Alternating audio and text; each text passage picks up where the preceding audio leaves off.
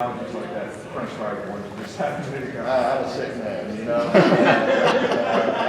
I think crazy things all the time.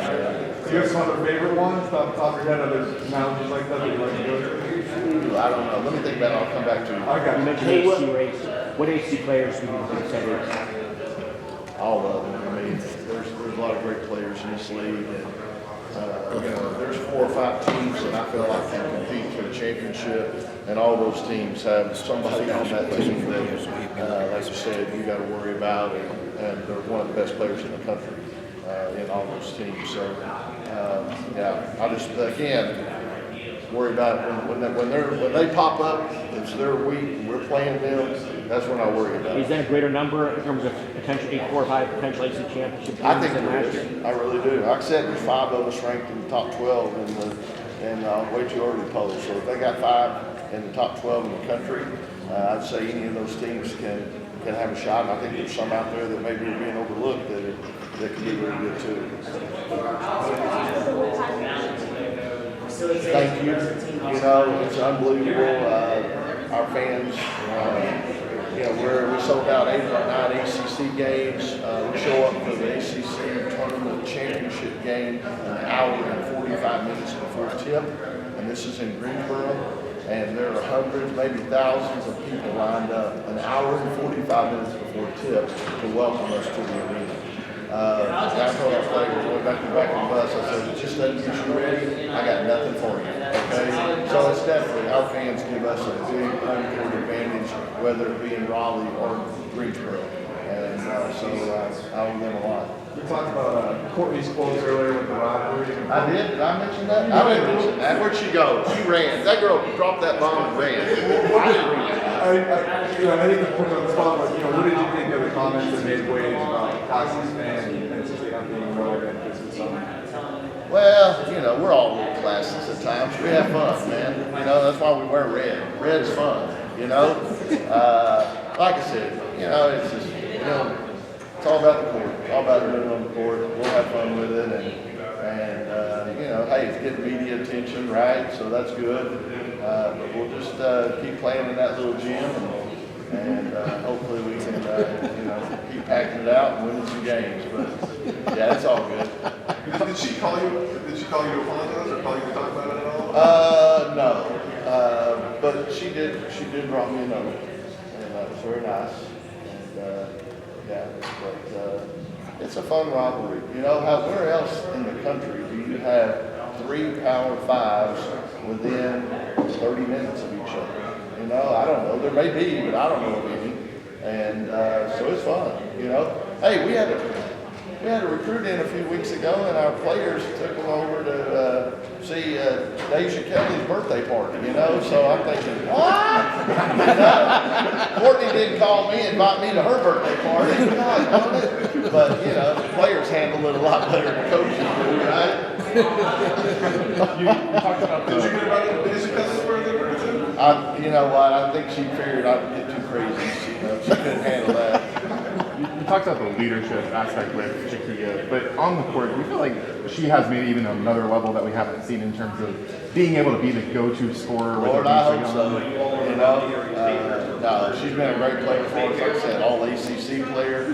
But yeah, you hope she steps to another level. And I think she got some help around her, so she shouldn't feel the weight of the world. But at the same time, goodness, she's been here 4 years, and I think she's gotten better every year. And last year the numbers got tweaked a little bit because of adding Diamond. I mean, Diamond took a little bit of scoring away from everybody. That's just part of it when you add a great player. So, but I still think she had a phenomenal year, and yeah, we're going to need her to really step up.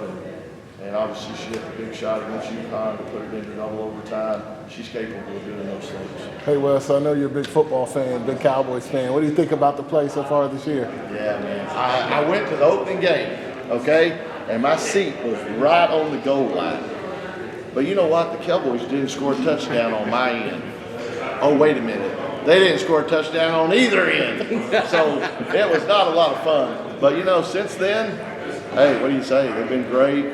The defense, man, it's fun. Jerry Jones has always put money into offense. defense has kind of been an afterthought. Now they finally built a defense, and I do think defense wins championships because that offense can have a bad day, but if you're stuffing people, and boy, they're getting pressure on the quarterback, aren't they? So it's fun to watch. It's going to be a tough one Sunday night, though. I was gonna say, what do you think about Sunday night? Yeah, I The think it's matchup. going to be tough. I'd like to have Dak back. I mean, Cooper Rush's done an awesome job, and I mean, we're so fortunate to have him as a backup. But at the same time, he doesn't have the ability really to go off like Dak can. Now, I like Dak. I met Dak as freshman, his rookie year. He is awesome. He has it. So he can lead a team to a Super Bowl. But I wish he didn't take the full $40 million. I liked him a lot better at about $25 million because now our salary cap gets stretched. But hey, love you, Dak. Buy me lunch. Coach, you talked about the transfer portal when you're on the podium up there. Has it changed the way you build teams, the way you recruit?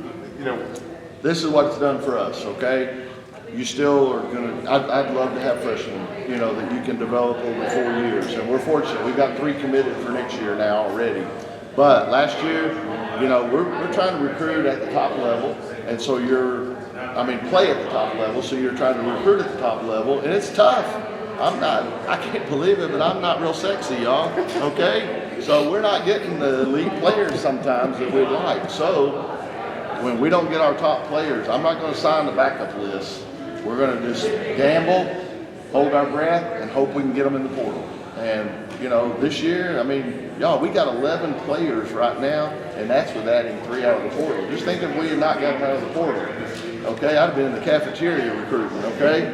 So, the portal, I think you still want to try to recruit high school kids, but don't sign backups. If you don't get the elite, the ones you want, that's still and we were fortunate that it worked out really well. Do you target specific needs in the portal? Like, hey, we need a shooting guard this no year. doubt. Where do you go after the best? Well, yeah, if it's a great player, you take them no matter what position, I don't know that we were looking at necessarily adding a guard, but when Nia Rivers is out there, okay, maybe we need a guard.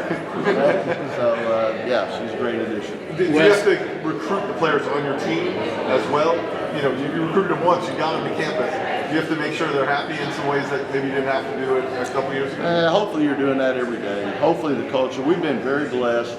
Before COVID, us and one other Power 5 were the only 2 in the country that had never had a player go in the portal before COVID. Okay, now we've had some since then because that's changed everything. But I just think hopefully, I think because we recruit such good, it's not because of me that we didn't have players go in the portal, I promise you, it's because they like each other.